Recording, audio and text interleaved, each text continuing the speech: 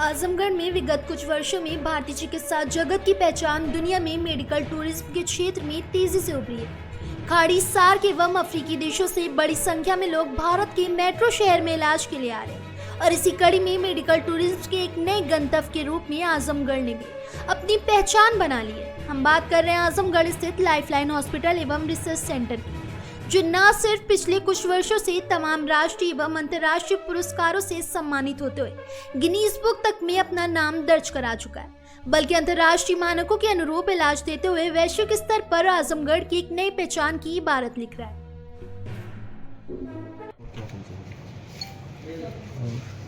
देखिए, medical tourism देश का एक बहुत इम्पॉर्टेंट पार्ट होता जा रहा है, क्योंकि आप जान रहे हैं कि खाड़ी देशों, सार्क देशों और अफ्रीकन देशों में उतने बेहतर इंफ्रास्ट्रक्चर न होने के कारण इन देशों के लोग भारत की तरफ मुख कर रहे हैं, क्योंकि उनके लिए यूरोपियन अमेरिकन कंट्रीज़ में ट्रीटमेंट बहुत ही कॉस्टली साबित हो रहा है। तो अभी तक ये पेशेंट देश के बड़े शहरों जैसे कि आप जान रहे हैं कि मुंबई, पुणे, दिल्ली, नोएडा, इन सब क्षेत्रों में आते थे और वहाँ ऑपरेट कराते थे। लेकिन ये चीज़ पहली बार हो रही है कि पूर्वांचल में और ख़ासकर आजमगढ़ जैसे जनपद को ये चूज़ कर रहे हैं, और एक अच्छे इंफ्रास्ट्रक्चर के कारण लाइफलाइन हॉस्पिटल में, जो कि एक उस लेवल का है जो कि जिसमें आप वैश्विक सर्जरीज को और विश्वस्तरीय इंफ्रास्ट्रक्चर होने के कारण हम लोग एक बेहतर ट्रीटमेंट और बेहतर रिजल्ट्स के साथ उनको ट्रीटमेंट देने में सक्षम हो पा रहे हैं। अभी तक 3 पेशेंट जो बांग्लादेश से आए लाइफलाइन में, और रिसेंट में पूरा परिवार जो कि तमाम उन भ्रांतियों को तोड़ते हुए कि भाई कमर का ऑपरेशन नहीं कराना चाहिए, कमर के ऑपरेशन में तमाम दिक्कतें आती हैं, उन भ्रांतियों को तोड़ते हुए इतने दूर से बांग्लादेश से हमारे पास आया। यहाँ पे इनका एक बहुत ही अच्छा एडवांस तकनीकों से, जिसमें MIS तकनीक शामिल है, उससे भी इनका ट्रीटमेंट किया गया और ये पूरी तरह स्वस्थ होकर के इस ऑपरेशन के बाद पति पत्नी दोनों ही 5 दिन के अंतराल पर दोनों ही ने अपना ऑपरेशन कराया, और इस मिथक को तोड़ते हुए कि नहीं कमर का ऑपरेशन नहीं कराना चाहिए। क्या है, कहाँ के रहने वाले यहाँ पर? जी, मैं मोहम्मद लियाकत अली, बांग्लादेश, नौगांव जनपद से रहने वाला हूँ। आप पति पत्नी दोनों यहाँ इलाज करने आए, क्या दिक्कत थी दोनों लोगों? हम लोग के चलने फिरने की बहुत तकलीफ थी। यहाँ तक कि लाइफलाइन हॉस्पिटल से रास्ता क्रॉस करने की ताकत भी नहीं थी।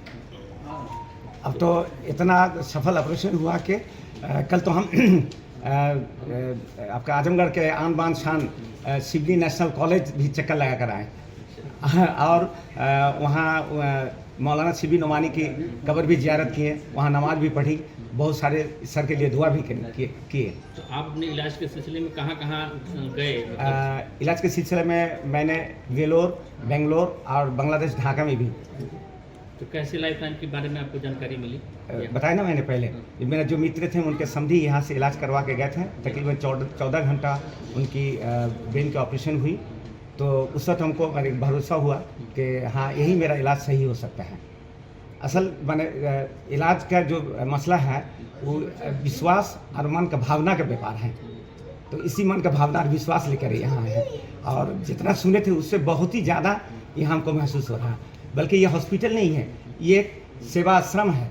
यहाँ पूरे डॉक्टर्स जितने भी स्टाफ हैं इतना अच्छा से हमारे सेवा किए, और यहाँ के आसपास के लोग इतना मुझे इज्जत किए बांग्लादेशी के हिसाब से, तो मेरा मन भर गया। और ये हॉस्पिटल और ये हॉस्पिटल के जुड़े हुए जितने भी परिवार हैं, ये एक परिवार नहीं है, बल्कि क्या कहते हैं, एक परिवार जैसे हैं। जैसे परिवार में अगर किसी का कुछ हादसा होता है, कोई भी कष्ट होती है, तो परिवार के सब लोग जैसे टूट जाते हैं, ठीक उसी तरीके से यहाँ के हॉस्पिटल के डॉक्टर्स और स्टाफ जो भी है टूट पड़ते हैं। हम इन लोगों की सेवा से बहुत खुश हैं। दोनों पति पत्नी आप लोग ठीक हाँ हैं? हाँ, हम लोग सही हैं।